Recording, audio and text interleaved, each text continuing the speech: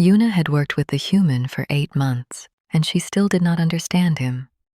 She stood by the large window of the trading station, watching ships come and go against the black emptiness of space behind her. She could feel his presence without looking, Dawn always there, always watching, always silent. The Talari people were gifted with the ability to sense minds. They could feel emotions like heat from a fire. They could read thoughts if they chose to, though their law strictly forbade it without permission. Yuna had followed these laws her entire life. She was proud of her discipline, but Dahan made her curious in ways that felt uncomfortable. Most beings were easy to sense. Their emotions floated around them like colored clouds, happy, sad, angry, afraid. But Dahan was different. His mind felt like a closed door, not empty but controlled, quiet in a way that seemed unnatural. She turned to look at him. He stood near the entrance of the diplomatic chamber, hands clasped behind his back. He wore the simple, gray uniform of a security contractor. Nothing special, nothing impressive. His face showed no expression. His dark eyes moved slowly across the room, checking exits, counting people. Measuring distances, humans were new to the galaxy. They had only made contact with other species. 40 years ago, most aliens considered them primitive. They had no telepathy like the Talari, no natural armor like the Korath, no advanced technology like the Van. They were soft, short-lived, and unremarkable. So, why had the Galactic Council assigned one? To protect the Talari delegation? Yuna had asked this question many times. The answer was always the same. Humans were cheap, humans were expendable. Humans did not complain. She walked toward him, her silver-blue robes flowing behind her. Her people were beautiful by most galactic standards, tall and slender, with skin that shimmered like moonlight on water. Their eyes were large and dark, able to see in spectrums that other species could not. Next to her, Dahan looked plain, ordinary, forgettable. You have been standing there for 6 hours. She said. He did not look at her. His eyes continued to scan the room. Yes, are you not tired? I am fine. Yuna waited for more. Nothing came. This was how their conversations always went. She would speak. He would answer with as few words as possible. She would feel frustrated. He would continue being a wall. The reception tonight will be crowded, she said. Many species will attend. The Korath ambassador will be there. At the mention of the Korath, something changed in Dahan. It was small, so small that anyone else would have missed it. But Yuna was trained to notice. His shoulders moved slightly. His jaw tightened for half a second. His eyes stopped scanning and focused on a point in the distance. I am aware, he said. The Korath were a warrior species. They were large, powerful, and aggressive. Their empire had been expanding for centuries, swallowing smaller civilizations. They had made several offers to the Talari people. Partnership, they called it. Yuna knew the truth. The Korath wanted Talari telepaths for their military. They wanted to use her people as weapons, though the Talari had refused every offer. The Karth had not been happy. Do you expect trouble? Yuna asked. I always expect trouble. She almost smiled at that. Almost. You must live a very exhausting life. For the first time, Dahan looked at her. His eyes met hers. For just a moment, there was something in them. Something deep and unreadable. Then he looked away. I managed. He said, thought. The reception that night was exactly as Yuna had predicted. The Grand Hall of Valera 7 Station was filled with beings from across the galaxy, colors and shapes and sizes that would overwhelm any newcomer. But Yuna had attended hundreds of such events. She moved through the crowd with practiced grace, speaking the right words, making the right gestures, playing the endless game of diplomacy. Through it all, she was aware of Dawn. He did not stand close to her. That would be improper for a mere security contractor. Instead, he positioned himself at the edge of the room, where he could see everything. She noticed that he always chose spots near exits. She noticed that his eyes followed certain individuals more than others. She noticed that whenever she moved, he moved too, maintaining his angle of observation. It was strange. She was not the only member of the Talari delegation. There were 5 others, including Ambassador Haniel, who was far more important than a simple translator, like herself.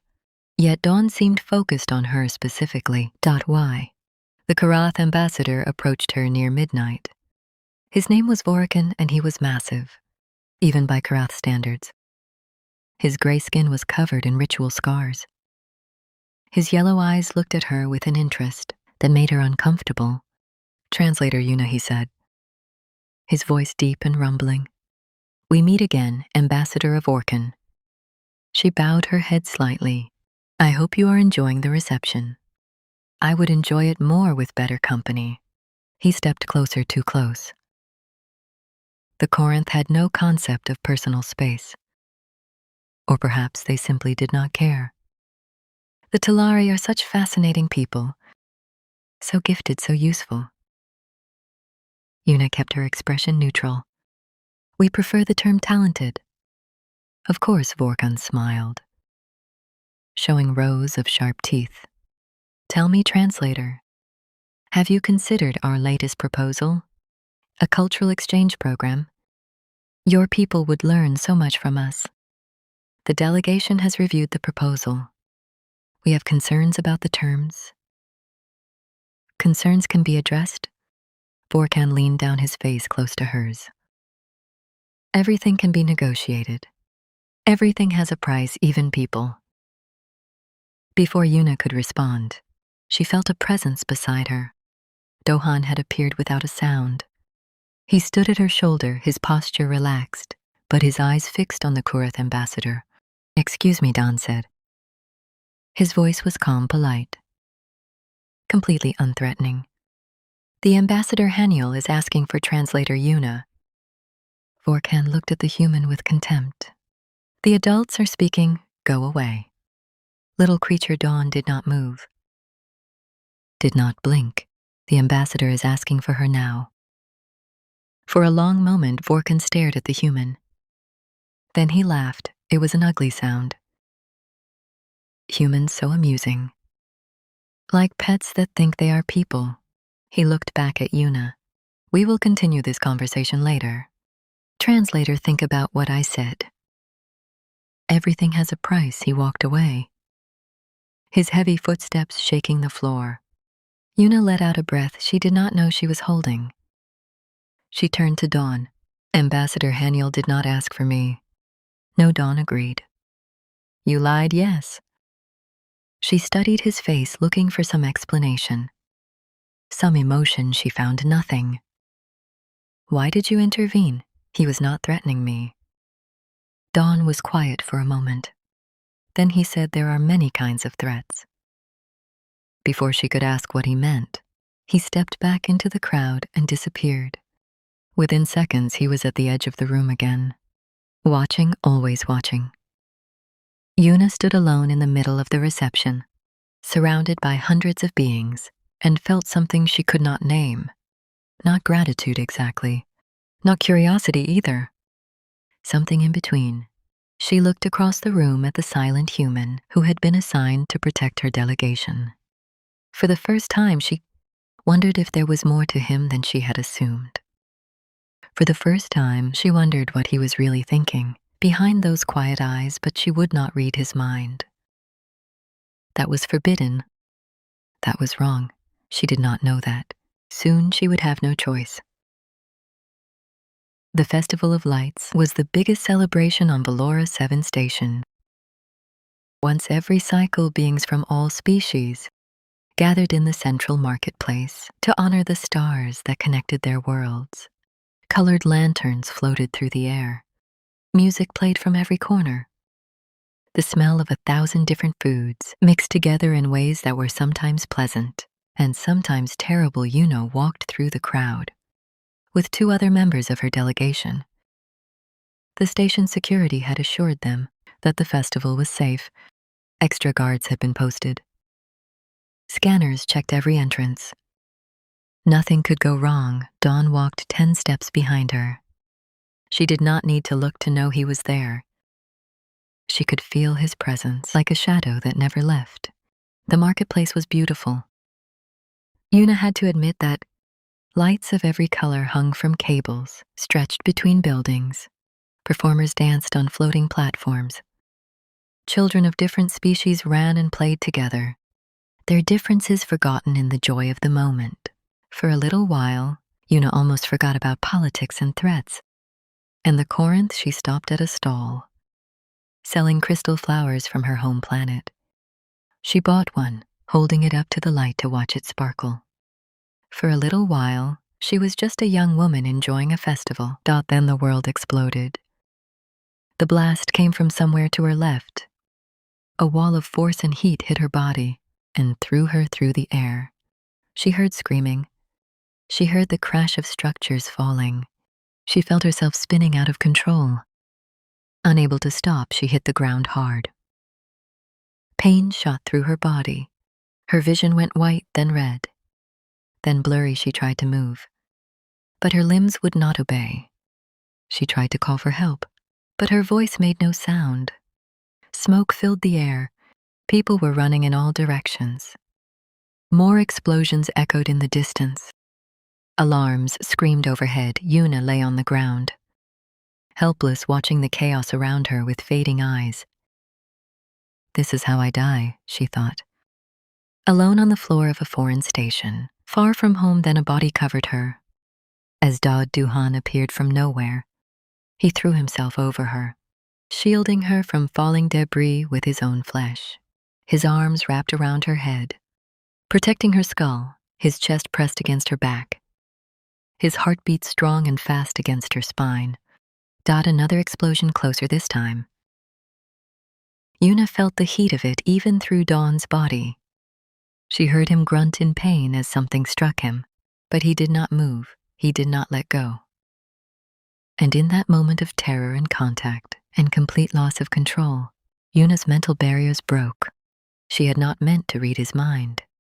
She had spent her entire life learning to keep her telepathy controlled, but the explosion had shattered her focus. The physical contact had created a bridge. The extreme emotions had torn down every wall she had built.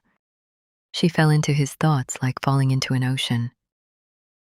What she expected to find was chaos, fear, confusion, pain. That was what most minds felt like in moments of crisis. A storm of random thoughts and desperate emotions. What she found instead was something else entirely. Darwin's mind was calm, not empty. Not cold, but organized in a way she had never experienced before. It was like walking into a room where everything had a place, where every thought served a purpose. She felt his pain. The debris had cut his back badly. Something might be broken, but the pain was pushed to the side, acknowledged but not allowed to interfere. She felt his calculations. Threat assessment, ongoing attack. Multiple explosions, likely coordinated. Escape routes. 3 options: north exit blocked, east exit unclear, south exit probable. Survival probability difficult to determine. Her survival probability must be maximized. Her survival, not his survival. Not the delegation's survival. Her survival specifically. Yuna pushed deeper without meaning to. She could not stop herself. The connection was too strong, too sudden, too overwhelming. She saw memories. She saw Dawn in his small quarters on the station, late at night when he should have been sleeping. He was reading a medical document about Talari biology, learning which foods were safe for her species, learning which environments were comfortable, learning the signs of Talari distress that other humans might miss. She saw him 3 months ago, meeting with a shadowy figure in a dark corridor. Money changing hands, information exchanged. A name, a Corinth agent, who had been assigned to get close to her. The next day, that agent was found dead in an airlock accident. She saw him 2 months ago, intercepting a package meant for the Talari delegation, documents that had been coated with a slow-acting poison. Dohan had touched them with bare hands to test them. He had spent 4 days in the medical bay afterward, telling everyone he'd eaten bad food. She saw him 1 month ago, standing outside her quarters, in the middle of the night, not guarding the delegation, guarding her door specifically every night. For hours while everyone else slept, thought. And beneath all these memories, she felt his constant thought. The idea that ran through everything he did, like a river running through a valley, that keep her safe she does not need to know. She does not need to be afraid. Let her live her life, let her be happy. Just keep her safe, Yuna pulled back. The connection broke, the world rushed back in sounds. Smells pain reality. Doan was lifting her now, carrying her through the smoke and chaos. His face was tight with pain, but his arms were steady. He moved through the crowd like water through rocks, finding paths where none seemed to exist. "Are you hurt?" he asked. His voice was the same as always, calm, controlled, as if he had not just shielded her with his own body. From an explosion Yuna could not answer. She stared at his face, seeing it for the first time, really seeing it this plain. Ordinary, unremarkable human who have been fighting a secret war to keep her alive, who had been poisoned for her, who had killed for her, who had given up sleep for her. And he never said a word, Yuna. His voice was sharper now, worried. "Are you hurt? Can you hear me?" As she found her voice. "I'm not hurt, good." He carried her toward the south exit, just as his tactical mind had calculated. "We need to get you to safety. The delegation quarters have better security." "Can you walk?" "I think so." He sat her down gently, keeping one hand on her arm to steady her. His back was bleeding, she could see it now. Dark stains spreading across his gray uniform, but he did not mention it, did not acknowledge it at all. "Stay close to me," he said. "Move when I move, stop when I stop." "Do you understand?" She nodded, Dad. They moved through the damaged station, stepping over debris and around crying civilians. Emergency teams were arriving now. The fires were being controlled. The chaos was slowly turning to order. When they reached her quarters, Dawn checked every corner before letting her enter. Then he took his position outside her door, just as he always did, as if nothing had changed. As if he had not almost died for her. Yuna stood inside her room, looking at the door that separated them. She knew things now that she was not supposed to know. She had violated his mind without permission. She had seen his secrets, his sacrifices, his silent devotion. She had thought he was cold. She had thought he was empty. She had thought he was just another forgettable human. Doing a job for money, she had been wrong about everything. Yuna sat down on her bed and covered her face with her hands. Outside, Dohan stood guard, bleeding from wounds he would never mention, watching for threats he would never explain.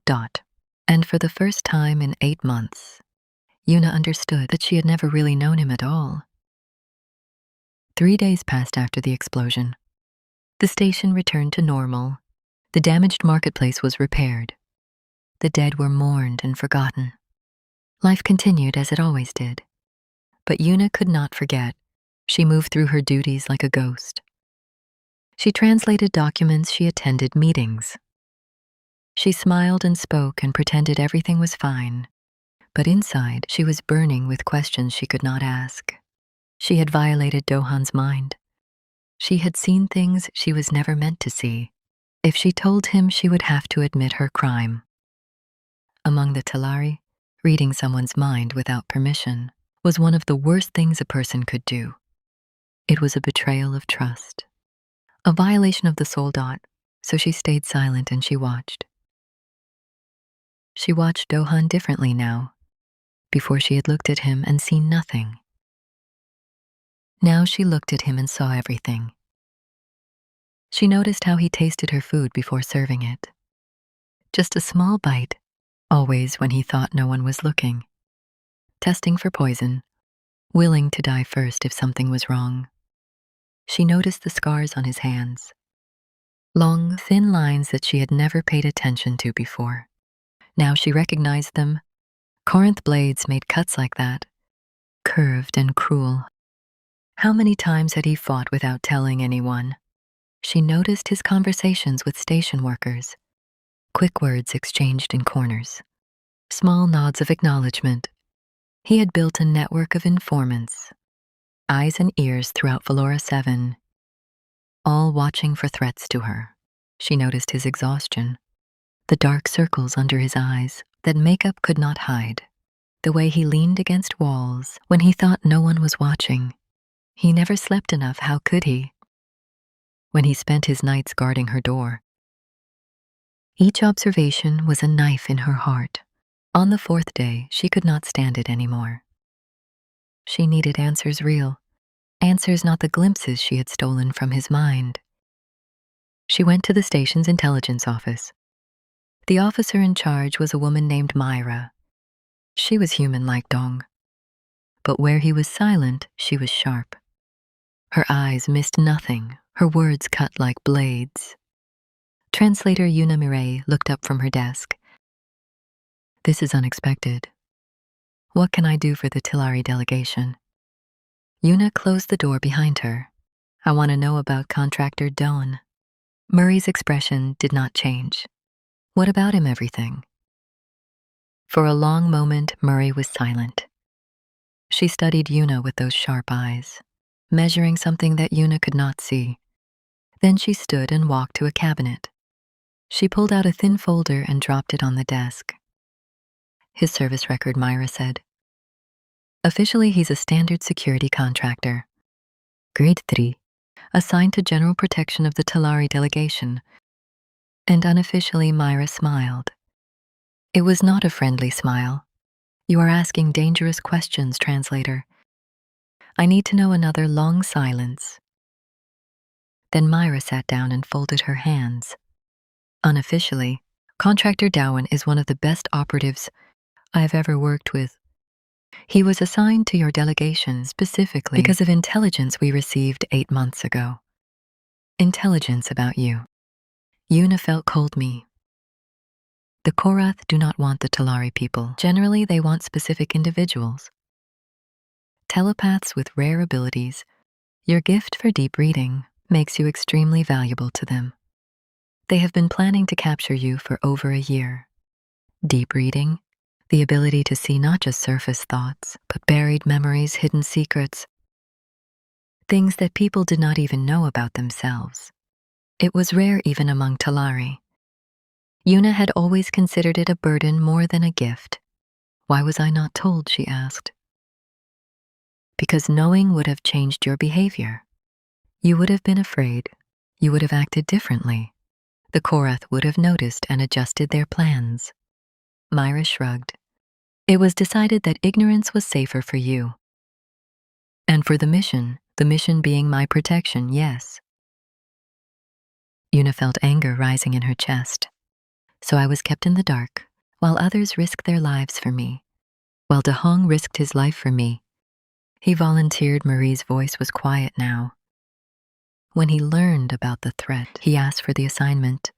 He has been fighting the Kurds' operations against you for 8 months alone. Mostly he preferred it that way. Why alone? Because more people means more risk of information leaks. And because Myra paused. Because he did not want anyone else to get hurt. Yuna thought about what she had seen in his mind.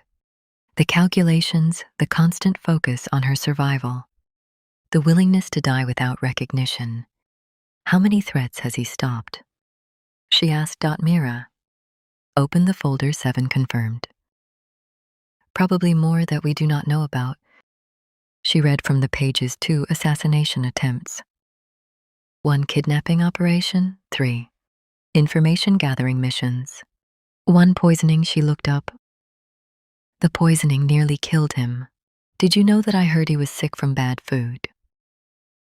That is what he told everyone. The truth is that he intercepted documents, coated with Corinth neurotoxin. He touched them to confirm the poison was there. He spent 4 days in critical condition. The doctor said it was a miracle he survived.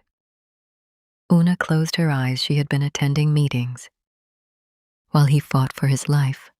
She had been complaining about his silence while he protected her from threats she never knew existed. Does he know? She asked, does he know that he is probably going to die doing this? Mireille did not answer. The silence was answer enough. Una opened her eyes. Why does he do it? Why does any human do things like this? You are not strong like the Korath. You are not gifted like the Talari. You have no special abilities. Why do you sacrifice yourselves for strangers? Mireille was quiet for a long time. When she spoke, her voice was different, softer. Almost sad humans live short lives. She said, we know this. We feel time passing in ways that longer-lived species do not. Maybe that is why we value things differently. We know we cannot keep anything forever. So we focus on what we can do right now, what we can protect right now, what we can save right now. She looked at Una with something like, pity Dawan does not expect to survive this assignment. He accepted that from the beginning, but he decided that your life was worth more than his. That is not logic, that is not strategy, that is just human. Una stood in the intelligence office, surrounded by reports of threats and violence and sacrifice. She thought about the silent man who had been standing between her and death for 8 months. She thought about how she had dismissed him, ignored him, considered him beneath her notice. She thought about how wrong she had been. Thank you, she said to Mireille, for telling me the truth. What will you do now? Una walked to the door. She paused with her hand on the handle. I do not know, she admitted. But I know one thing. I will not let him fight alone anymore. She left the office and walked back toward her quarters. Though home was there, of course. Standing guard watching. Silent as always, she looked at him differently now. Not as a shadow, not as a tool, but as a person who had given everything for her and asked for nothing in return. She did not know how to fix what was broken. She did not know how to make things right, but she knew she had to try. The observation deck was empty at this hour. Most beings on the station were sleeping or working. Only the stars were awake, burning in the endless darkness beyond the transparent walls. Una found Dohan there during his rest period. He stood alone looking out at the universe, with an expression she could not read. For a moment, she just watched him from the entrance. He looked tired, more tired than she had ever seen him. His shoulders were slightly bent. His hands hung loose at his sides. He looked like a man carrying a weight, too heavy for one person to bear. She walked toward him. Her footsteps were soft. But he heard her anyway. He always heard everything. Translator Una. He straightened immediately. The tiredness disappeared behind his usual mask. Is something wrong? Do you need assistance? No, she stopped beside him, looking out at the same stars he had been watching. I wanted to talk to you, just talk. Is that allowed? He was quiet for a moment. Of course, they stood in silence. The stars burned, ships moved in the distance, like tiny lights drifting through ink. Why did you take this assignment? You asked, thought it was a simple question. But she felt intense beside her, felt the walls go up in his mind, even without reading his thoughts. I was assigned by the security division, he said, standard contractor placement. That is not what I asked, more silence. Longer this time, Myra told me things. Una continued about the threats. About the Karth. About what you have been doing these past 8 months. She turned to look at him. I know about the poison. I know about the assassins. I know about the nights you spent outside my door. Instead of sleeping, Dawn did not move, did not react. His face remained as blank as stone. You volunteered for this, she said. You chose to fight a war alone. Without telling anyone, you chose to die for someone who did not even know your name. Until a week ago, she felt her voice breaking. Why? For a long time, he did not answer. The silence stretched between them like a bridge waiting to be crossed. Then he spoke. When I was young, he said, my grandmother told me a story. She said that humans are special, not because of what we can do, but because of what we choose to do. We are not the strongest. We are not the smartest.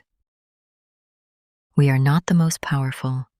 But we can choose. We can decide what matters to us. We can decide what we are willing to fight for. He turned to look at her. For the first time, she saw something in his eyes. Not emptiness, not control, but depth. A vast ocean of feeling hidden beneath a calm surface. The galaxy thinks humans are primitive. He said, maybe we are. Our ships are slow, our weapons are basic. Our lives are short, we have no telepathy. No natural armor, no gifts that make us special. He paused, his hands tightened into fists at his sides. But where I come from, we have something else. We have stubbornness, we have the belief that some things matter more than survival. Some people matter more than ourselves. His eyes held hers. Will you not let good people die? If we can stand in the way, even if standing in the way means we fall. Yuna felt tears forming in her eyes. She did not try to stop them. But why me, she asked. I am nobody. I am just a translator. There are so many beings in this galaxy, more important than me. Why would you die for someone like me? Dohan was silent for a moment. Then he did something unexpected. He smiled. It was small and sad. But it was real. I have watched you for 8 months. He said, I have seen you treat everyone with kindness. The servants, the guards, the cleaning staff that everyone else ignores. I have seen you stay late to help younger delegates. I have seen you give your food to hungry children. In the marketplace, he looked back at the stars. You ask why you matter, but you do not see what I see. You do not see how bright you shine in a galaxy full of darkness. You do not see how rare kindness is. How precious. He shook his head slowly. The Korth want to use you as a weapon. They want to turn your gift into something ugly. They want to break you and reshape you into a tool of war. I have seen what they do to telepaths they capture. I have seen the emptiness in their eyes. His voice hardened. I decided that would not happen to you. Not while I could still stand. Not while I could still fight. You deserve to live your life free and whole. You deserve to be happy, and you... Yuna asked, what do you deserve? He did not answer, but she knew. She had seen it in his mind during the explosion. He did not think about what he deserved. He only thought about what he could do, what he could give, what he could sacrifice. You never told me about any of this, she said. You let me live in ignorance while you suffered alone. Why? Because you had enough weight on you already. His voice was gentle now, almost tender. Being afraid all the time is no way to live. I know I have lived that way my whole career. The constant watching, the constant waiting.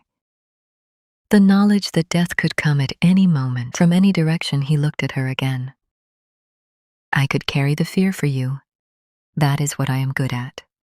Carrying fear, carrying pain. Carrying weight. You should not have to feel those things. You should be free to smile. Free to enjoy festivals. Free to buy crystal flowers and watch them sparkle. Eunice stared at him, this ordinary, unremarkable human who had been invisible to her for so long, who would spend 8 months bleeding and fighting and dying slowly so that she could live without fear. "You saw me by the crystal flower," she said. "I see everything you do." Not in a creepy way, not in a controlling way, but in the way a guardian watches over someone precious. In the way a protector memorizes every detail of what they have sworn to protect. Yuna reached out and took his hand. He froze, his entire body went rigid. She realized that in 8 months, she'd never touched him deliberately, never acknowledged him as anything more than furniture, never treated him as human. "I'm sorry," she said. "I'm sorry for ignoring you. I am sorry for dismissing you. I'm sorry for thinking you were nothing. When you were everything, his hand was warm in hers. Calloused from weapons and work, scarred from battles she would never know about. You do not need to apologize. He said you did nothing wrong." "I did everything wrong," she squeezed his hand. "But I want to make it right. I want to help you.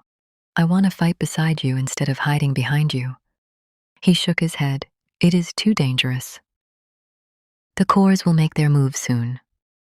The trade summit is coming. They will try to take you there. Then we will stop them together, Yuna." He said her name for the first time, without her title, just her name. It sounded different in his voice, important, valued. "I cannot let you put yourself at risk. That is the opposite of everything I have been trying to do." She stepped closer to him, close enough that she could see the small lines around his eyes, the gray beginning to show in his hair. The weight of years and wars and sacrifices. "You cannot protect me forever," she said. "You cannot carry everything alone. Even humans have limits, I know." His voice was barely a whisper. "But I will carry it until I break. That is what I promised myself. That is what I chose." Yuna felt something shift in her heart. Something that had been closed for a long time, slowly opening. "Then let me help you carry it," she said. "Let me make the same choice. Let me stand beside you instead of behind you. Find you for a long moment." Dohan did not respond.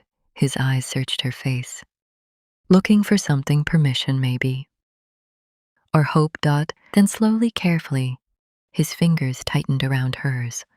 "Okay," he said. It was just one word, but it changed everything. They stood together at the observation deck, holding hands, watching the stars burn in the endless night. Two beings from different worlds, different species, different lives, united by something stronger than any of those differences. The battle was coming. The Korath would make their move. Pain and danger waited ahead. But for the first time in 8 months, neither of them would face it alone. The trade summit was 3 days away. When the intelligence report came in, Yuna was in her quarters. When Mireille appeared at her door, her face pale and tight with worry, Dalem stood beside her, his expression the same as always. But Yuna could see the tension in his shoulders. Now she had learned to read him in ways she never had before. "They are coming," Myra said. "The Koras have activated a strike team. 12 operatives. They will be here before the summit.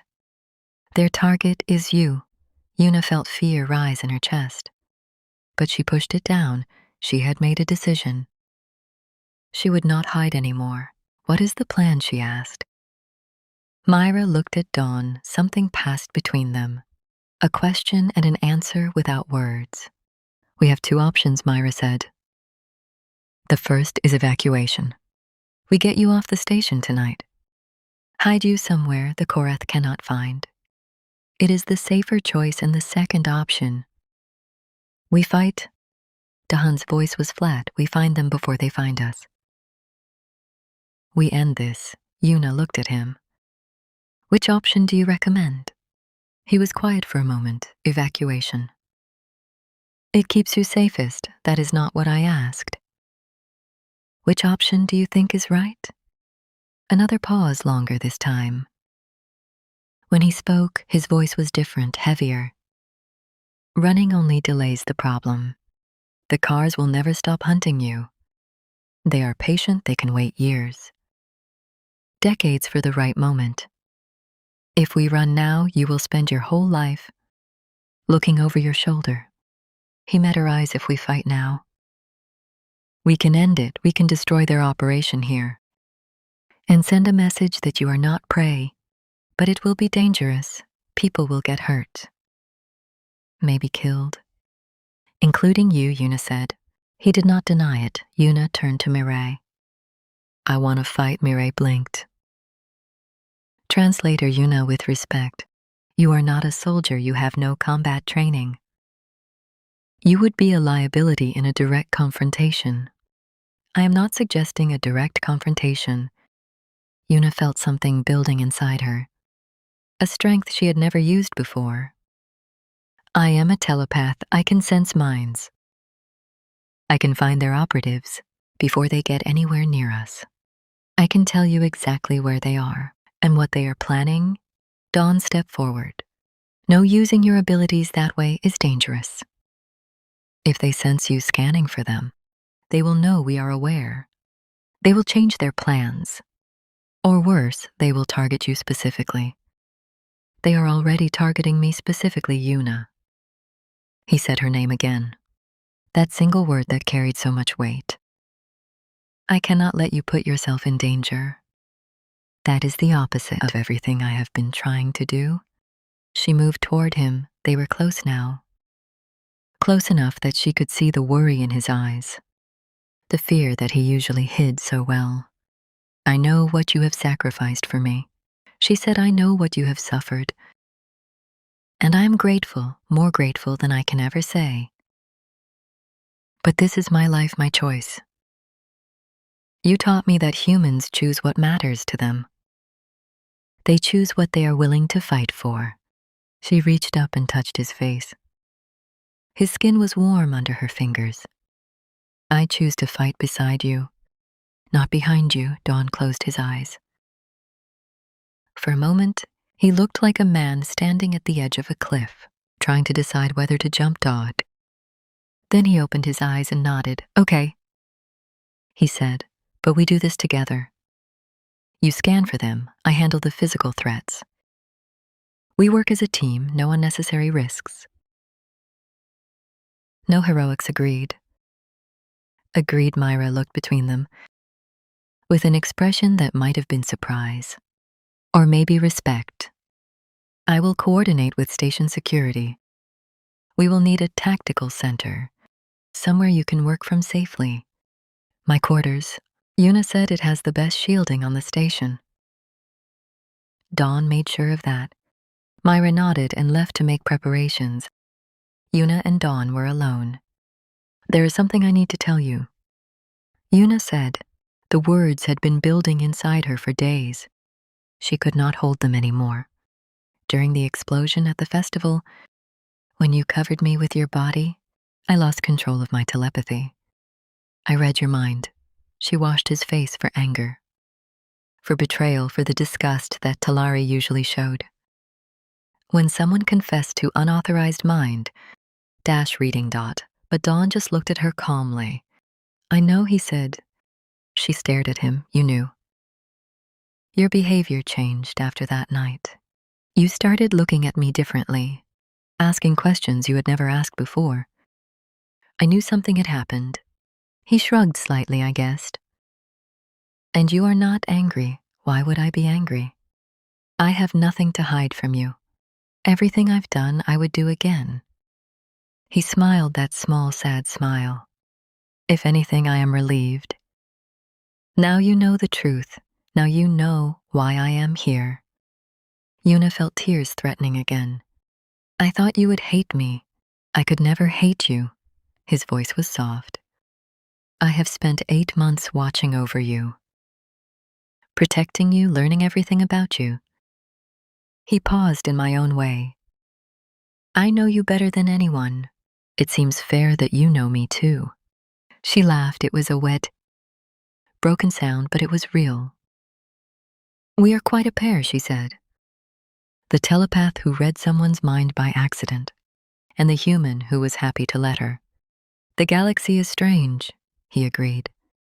But sometimes strange things work. The next 2 days were the most intense of Yuna's life. She spent hours in meditation, expanding her telepathic awareness across the station, searching for minds that did not belong. Thoughts that carried the cold purpose of hunters. Thought she found them. 12 operatives scattered throughout Valora, 7 disguised as merchants' technicians. Travelers, each one carrying weapons hidden in clever places. Each one waiting for the signal to strike. She reported their locations to Dawn. He passed the information to Myra. Station security moved quietly, carefully, like a net drawing close around unsuspecting fish. On the night before the summit, they struck. Yuna watched through her telepathy. As Dohan led a team through the station's lower levels, she felt his mind moving, calm and focused as he engaged the first operative. The fight was quick and brutal. Dawn moved like water around stone. Flowing and unstoppable, she guided him, warned him of ambush, told him when enemies were waiting around corners. Her gift, which she had always considered a burden, became a weapon not for destruction, for protection one by one. The operatives fell dot by morning. All 12 were captured or dead. The Corinth strike team was destroyed. The threat to Yuna was over. She found Doan in the medical bay. He had taken wounds during the fighting. Nothing life-threatening, but enough to require treatment. He sat on a bed while a doctor cleaned cuts on his arms and face. "You did well," he said when she entered. "Your guidance saved lives tonight. Including mine, we did it together." She sat beside him like you promised. He looked at her in his eyes. She saw something new, not just a protector watching over his charge, but a partner and equal. "The station commander wants to speak with us," he said. "Apparently we are heroes now. They want to give us commendations." "Do you want a commendation?" He laughed. It was the first time she had heard him truly laugh. The sound was warm and bright, like sunlight breaking through clouds. "No," he said. "I want to continue my current assignment. If that is acceptable to you." Eunice smiled. "It is very acceptable." The foundation ceremony was brief. Station Commander Yesu gave speeches about bravery and cooperation between species. She offered Dohan any reward he wanted. He looked at Yuna before answering. "I would like to continue protecting the Talari delegation," he said, "if they will have me." Jesus looked confused. Of all the rewards she had expected him to request, this was not one of them, but she nodded. "Very well, your request is granted."